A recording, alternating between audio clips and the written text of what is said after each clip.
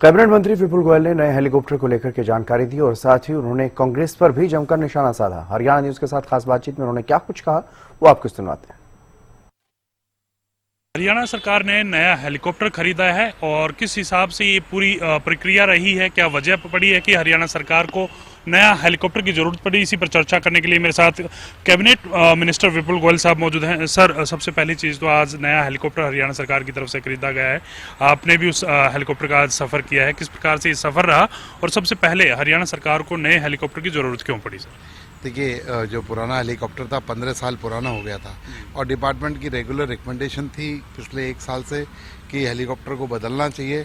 तो पीछे चुनावी कार्यक्रमों में और चुनाव के अंदर व्यस्त होने के कारण ये प्रक्रिया जो अमली जामा नहीं पहना सके इसे, तो डिपार्टमेंट ने अभी जो है इस हेलीकॉप्टर को सरकार को देने का काम किया। आज टेक ओवर जो है किया और मुख्यमंत्री जी ने हिसार की जो है पहली सरकारी यात्रा इस पर आज करने का काम किया है। तो इतनी बड़ी बात है, कोई इसमें कोई ऐसी नई चीज़ कोई नहीं है। ये तो रेगुलर कोई चीज़ पुरानी होती है तो नया खरीदाई जाती है। सर, एविएशन विभाग आपके पास है, एविएशन विभाग की आपने रिव्यू बैठक भी की। हिसार एयरपोर्ट को लेकर जब भी चर्चाएं चलती हैं कि जल्द फ्लाइट शुरू होंगी, इस प्रकार की चर्चाएं आती हैं।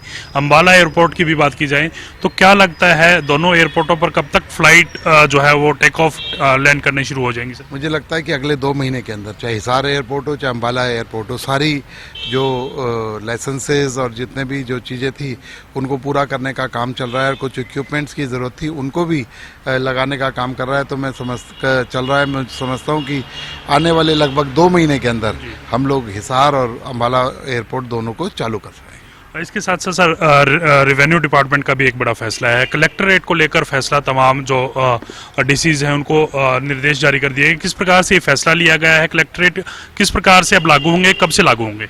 देखिए, 1 दिसंबर से नए कलेक्टर रेट लागू होंगे। एक नए कलेक्टर रेट वैसे तो 1 अप्रैल से लागू होने चाहिए थे, लेकिन सरकार जो हरियाणा की सरकार है, चुनाव की वजह से इस जो काम में हम लोग इसको उस टाइम पर पूरा नहीं कर सके। जो क्योंकि ग्राउंड रिपोर्ट आती है, सारे डीसीज रिपोर्ट देते हैं किस तरीके का प्रॉपर्टी का अपवर्ड आया है, डाउनवर्ड आया है, तो वो सब चेक करके अब जो फार्मूला लगा के जो एक सरकार का कानूनी फार्मूला है उसके द्वारा कलेक्टर रेटों को बढ़ाने का काम किया। और 1 दिसंबर से नए कलेक्टर रेट लागू हो जाएंगे और 31 दिसंबर या जब तक नए कलेक्टर रेट नहीं आते ये कलेक्टर रेट लागू रहेंगे। सर, ये 1 दिसंबर से पहले जो रजिस्ट्रियाँ होनी है वो पुराने कलेक्टर रेट पे होंगी या होल्ड कर दी गई है रजिस्ट्री? जो पुराने कलेक्टर रेट पर। इसके साथ साथ सर, प्रधानमंत्री नरेंद्र मोदी एक बार फिर प्रदेश में आ रहे हैं। किस प्रकार से उनका आगमन देखते हैं? क्या कुछ नई ऊर्जा देकर के प्रधानमंत्री का जब भी कोई दौरा होता है ऊर्जा देने का काम करते हैं? इस बार क्या कुछ लग रहा है आपको, किस प्रकार की ऊर्जा मिलने वाली है? 9 दिसंबर को पानीपत में प्रधानमंत्री जी आ रहे हैं और प्रधानमंत्री जी हमेशा एक ऊर्जा और नया कुछ ना कुछ तोहफा हरियाणा को देकर जाते ही रहे हैं और इसने 9 तारीख को आ रहे हैं। तो मैं समझता हूं कि कई सारी परियोजनाएं जो कि हमारा चुनावी संकल्प था उनका शुभारंभ करेंगे और नई जो है जो ऊर्जा देने का काम हमारे प्रधानमंत्री कार्यकर्ताओं के अंदर। एक अंतिम सवाल रहेगा सर, हरियाणा के बाद महाराष्ट्र में भी भारतीय जनता पार्टी ने विपक्ष को झटका दिया है। इस झटके को किस प्रकार से देखते हैं? हरियाणा में भी ईवीएम पर ठीकरा फोड़ा गया था, महाराष्ट्र में भी। हरियाणा के वातावरण और हरियाणा की जीत ने महाराष्ट्र के वातावरण में भी तब्दीली लाने का काम किया कि माननीय नरेंद्र मोदी जी की नीतियां और भारतीय जनता पार्टी में महाराष्ट्र की जनता ने विश्वास जताया।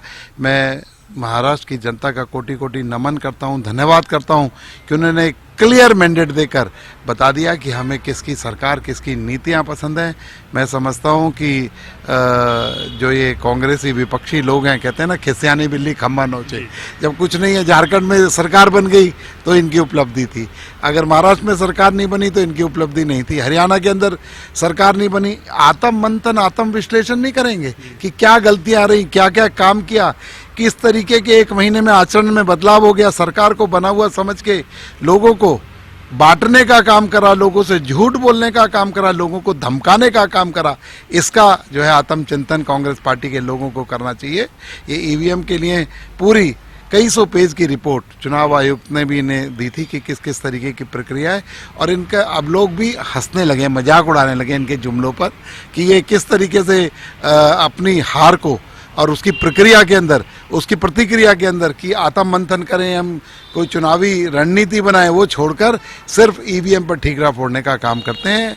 ये देश की जनता अच्छे तरीके से इनकी राजनीति समझ चुकी है। प्रदेश अध्यक्ष उदयवान का बयान आपने सुना होगा, वो लगातार कह रहे हैं कि हमारे पास मैसेज आया था, जो प्रभारी हैं दीपक बावरिया, उनको 8 तारीख को एक मैसेज मिला था, 14 सीटों पर गड़बड़ी करने की बात उनकी तरफ से। देखिए, ये इलेक्ट्रॉनिक का ज़माना है, ये कहते हैं ना, मैसेज दो, फोन है, एक मेरा फोन, एक आपका फोन, मैं किसी को क्या मैसेज कर रहा हूँ, क्या मैसेज ले रहा हूँ, आपस में कुछ भी मैसेज करते रहो, कुछ भी लेते रहो और उसको प्रचारित करते रहो, हमें तो कुछ नहीं पता। कोई किसी ऑफिशियल अथॉरिटी से कोई मैसेज है, कहीं कोई और मैसेज है, हमें तो कुछ पता नहीं, ना ही कोई ऐसा मैसेज हम लोगों के पास आया है। उनके पास आया तो वो देखें, तभी बोलते ना कि मैसेज आया है, तभी मीटिंग करते, तभी इस बात को रोकते कि क्या हो रहा है क्या नहीं हो रहा है। लेकिन कुछ हुआ ही नहीं तो सिर्फ ये मनगढ़ंत कहानियां हैं। कहते हैं ना, एक स्क्रिप्ट लिखी जाती है कांग्रेस के अंदर कि किस तरीके से अपनी इज्जत और अपनी जो ये हार को हम किस तरीके से लोगों तक लेकर जाएं, कि क्या बताएं, तो ये उसी का एक रूप है। एक नेता प्रतिपक्ष को लेकर भी चर्चा है, विपक्ष की बात यहाँ उठी है, तो मैं आपसे सवाल पूछना चाहूंगा। नेता प्रतिपक्ष का चयन अभी तक नहीं किया गया है, हालांकि अब बजट सेशन आएगा, लगता है कि बजट सेशन से पहले नेता प्रतिपक्ष का चयन हो जाएगा? इतना डिले होने पर मुझे कोई अचंभा नहीं है। जब ये लोग 10-10 साल से डिस्ट्रिक्ट प्रेसिडेंट नहीं चुन सके, ये अपना संगठन नहीं बना सके, तो नेता प्रतिपक्ष तो बहुत बड़ी बात है। मुझे नहीं लगता अगले कुछ दिनों में भी नेता प्रतिपक्ष चुना जाएगा। इसलिए देखते क्या होता है, इनका इंटरनल मामला है, मुझे नहीं बोलना चाहिए, लेकिन मुझे नहीं लगता कि जल्दी इस पर कोई निर्णय हो। शुक्रिया सर बातचीत करने के लिए। विपुल गोयल साहब थे और इनकी तरफ से तमाम जो बातें हैं वो रखी गई हैं। हेलीकॉप्टर को लेकर इनकी तरफ से कहा गया है कि हेलीकॉप्टर काफी पुराना हो गया था और डिपार्टमेंट की तरफ से इसको लेकर बदलने की मांग की जा रही थी और पिछले 1 साल से ये मांग चल रही थी, जिसको लेकर ये फैसला लिया गया कि हेलीकॉप्टर बदला जाए। वहीं कलेक्टरेट को लेकर भी इनकी तरफ से कहा गया कि 1 दिसंबर से नए कलेक्टरेट जो है प्रदेश में लागू होंगे। कैमरामैन राजेश के साथ मैं रवि कालीरमन, हरियाणा न्यूज।